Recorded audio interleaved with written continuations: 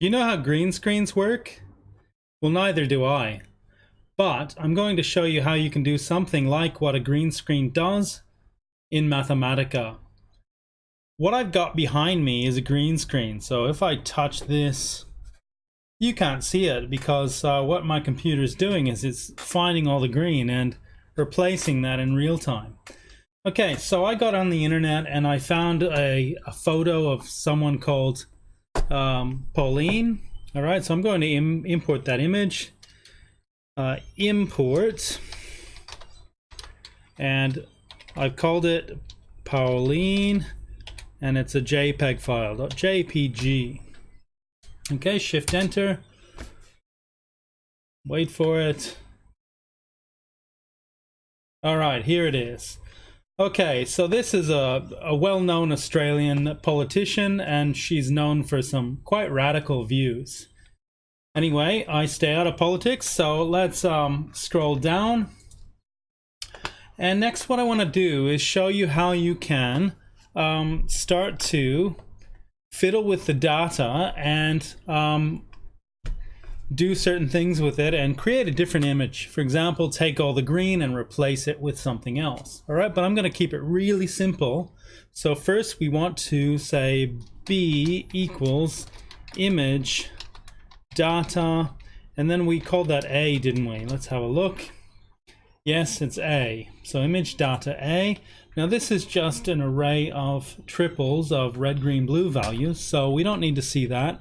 But what you do want is the length and width of it. So M equals the length of B, and N is equal to the length of the transpose as a matrix. All right, so transpose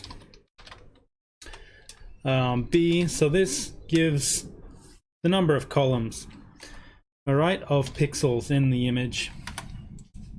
Okay, semicolons on those because we don't actually need to see those. All right, now I'm going to write a function, but I'm just going to copy and paste that because it's a fair bit to write and I don't want to get it wrong. Okay, so I'm pasting my function there.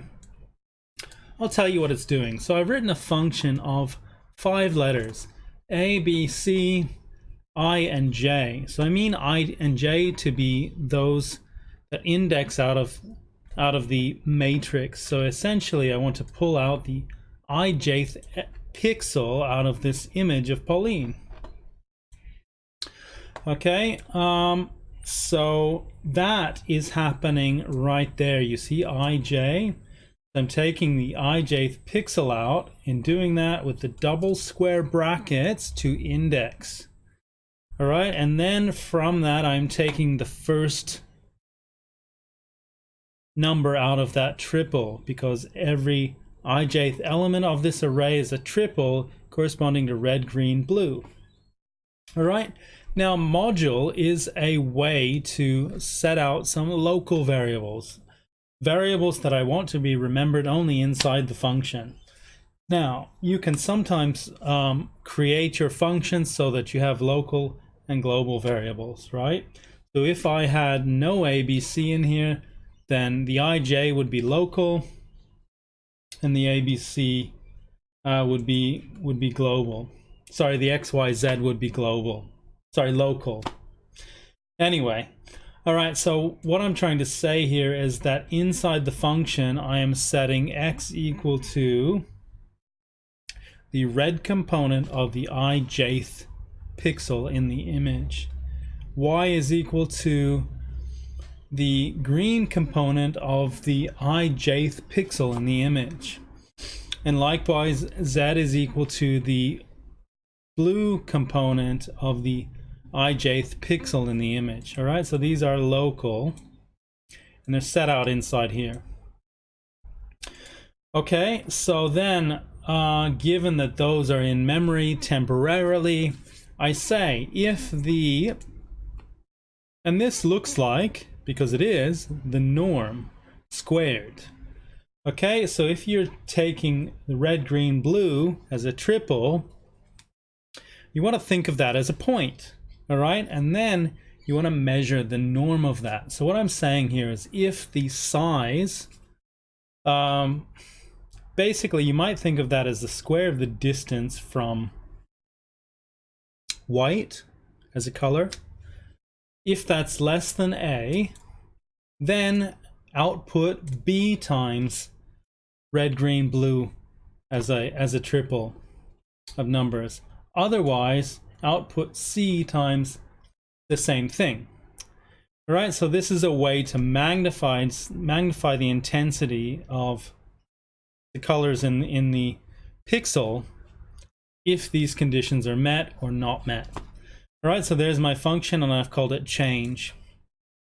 All right, next I want to say that A, B, and C have particular values. So I'm going to copy these in. A is 1, B is 0.75, and C is -1. All right, now I'm going to reconstruct the function acting on each of the pixels, and I'm reconstructing an array of triples. All right, so this is still just an array of numbers in this, and I'm calling it F. All right, so I've got my function there that I'm using, and I'm going to tabulate over I and J. With I going from 1 to M, that's the length of B, and J going from 1 to N.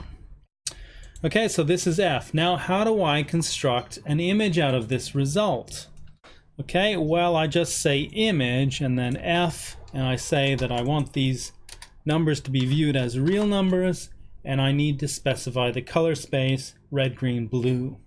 All right, so let's try it out. Shift Enter, and we'll scroll down because the result will appear right here when that's done calculating. All right, so let's see what we have. Now, if you notice, this light blue and white sky, white where the clouds are at the horizon, so those have been replaced with black. Okay, and then the colors in her face are more or less similar to what they were, right? That's hard to tell the difference between. Okay, so that's more or less how you can manipulate the colors in an image, and you can actually do quite a lot of things. So we can play around with this and change this 0.75 to something else like 0.15, and let's change the C to 0.25 and see what we get. Shift Enter, and we'll wait a little bit because there are a lot of calculations going on. All right, now this is a very dark image, all right? So we don't see much of her face at all there. So what if we change, let's see, the A, if we change the A to 0.1, Shift Enter, and we'll wait until this little cell finishes. Okay, not much different there. So maybe I want to increase this to 0.55. Try that again. All right. Well, you can see a little bit of difference around there in the mouth. Okay, so you can do some trial and error and do some fun things with photographs. But it's not the only thing you can do. Mathematica actually has a lot of built-in functions for working with photographs. Like if you had an old wedding photo or a photo from quite a long time ago in the past, and it had some cracks in it or some other marks, Mathematica has some built-in functions for you to be able to get rid of those marks or cracks or stains or things like that. It's quite remarkable. So yeah, it's great when you can actually apply mathematical functions to the pixel data of your photograph. Okay, so that's all I have for you for now. So thanks for watching, and I'll see you next time. Bye.